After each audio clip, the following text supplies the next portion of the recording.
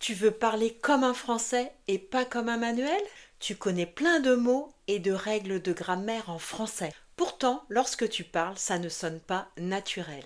Il y a une erreur que tu fais sûrement et que 99% des apprenants en français font.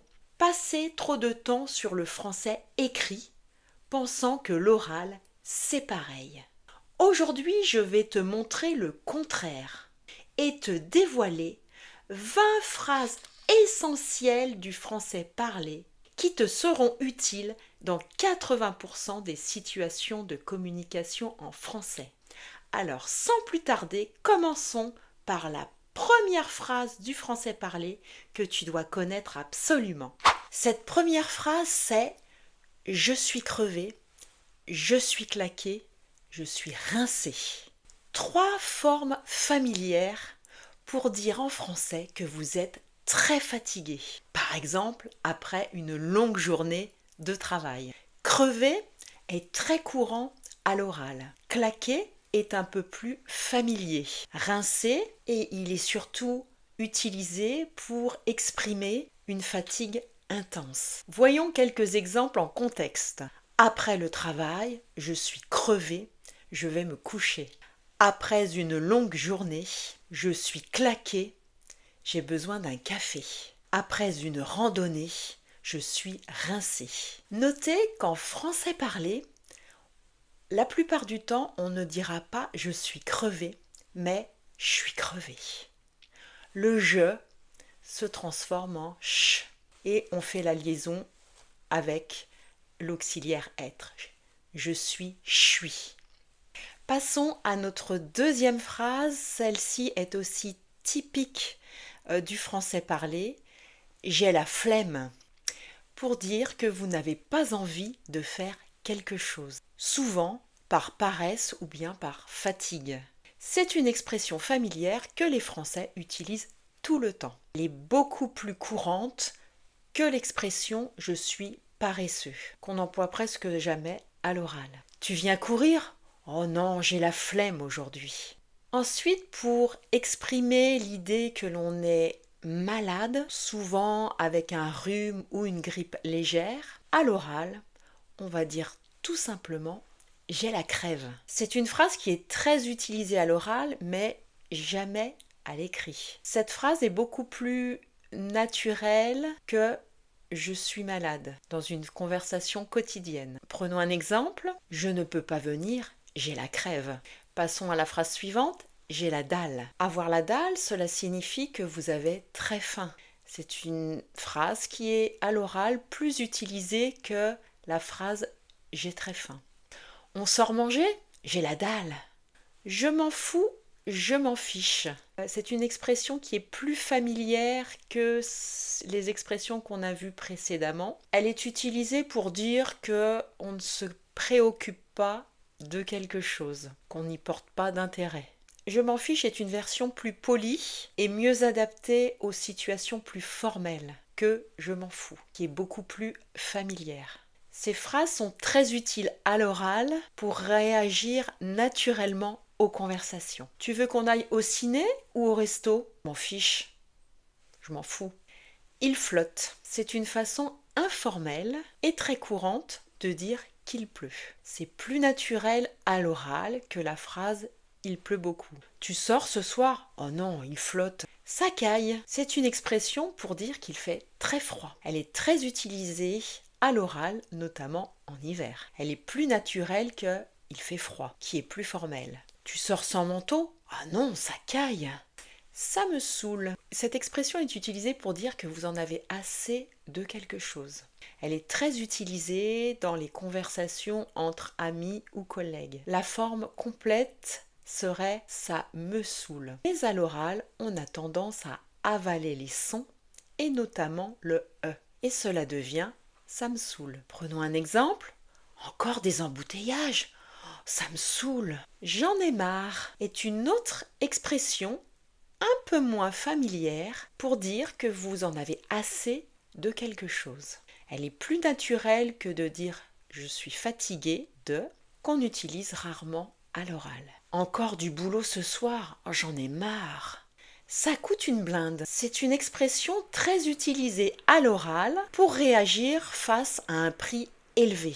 Tu as vu le prix de cette voiture? Ça coûte une blinde. Si tu souhaites apprendre le français plus rapidement et plus efficacement, j'ai créé le 20-80 French Pack. Le lien est en haut de l'écran. Il est aussi dans la description. Passons à l'expression suivante. Je pige que dalle, j'entends que dalle. Vous aurez remarqué qu'on retrouve là le mot dalle que nous avions découvert lors de l'expression j'ai la dalle. Ici, le mot dalle a un sens complètement différent. Il signifie rien. Lorsque je dis je pige que dalle, cela signifie je ne comprends rien. J'entends que dalle pour dire que je n'entends rien. Ce sont deux expressions qui sont très utilisées à l'oral. Tu comprends ce prof? Non, je pige que dalle. Tu comprends ce qu'il dit à la télé? Non, j'entends que dalle. J'ai trop de taf, j'ai trop de boulot. C'est une façon familière de dire que l'on a trop de travail. Prenons des exemples. Tu viens ce soir? Non, j'ai trop de taf. Désolé, je ne peux pas t'aider, j'ai trop de boulot. C'est galère pour dire qu'une situation est difficile, compliquée ou embêtante. Cette expression est utilisée pour exprimer la frustration ou bien la difficulté face à une situation du quotidien. Prenons un exemple. Mon ordinateur ne marche plus, c'est galère. Ça craint. Cette expression est utilisée pour exprimer le danger, la déception ou le mécontentement. Prenons un exemple. Il pleut et j'ai oublié mon parapluie. Ça craint.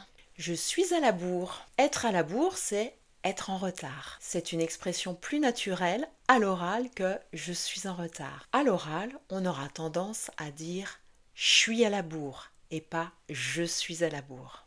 Dépêche-toi, on part dans 5 minutes. Je suis à la bourre.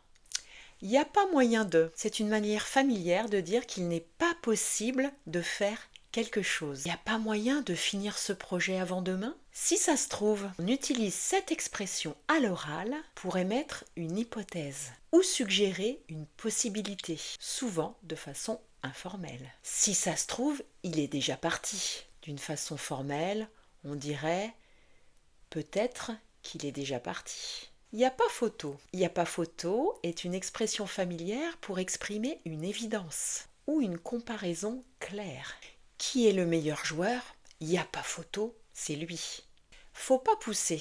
On utilise cette expression pour réagir à une exagération ou à une demande excessive. On peut aussi entendre la version plus complète. Faut pas pousser mémé dans les orties. Cette expression est plus humoristique et un peu moins utilisée dans sa version complète. Tu veux que je fasse ton travail aussi? Faut pas pousser. Tu auras remarqué qu'à l'oral, les Français simplifient cette expression. Ils auront tendance à dire « faut pas pousser » au lieu de « il ne faut pas pousser ». Le pronom personnel « il » disparaît, ainsi que le « ne » de la négation. Enfin, nous terminons par la dernière expression « ça le fait ». Cette expression va nous servir pour dire que quelque chose est réussi, convaincant ou impressionnant. C'est une forme familière de « ça fonctionne bien ». À l'oral, on aura donc tendance une nouvelle fois à avaler les sons et cela le fait va devenir ça le fait. Ta nouvelle coiffure, ça le fait. Et voilà, vous connaissez maintenant les 20 phrases du français parlé les plus utilisées dans les conversations en français.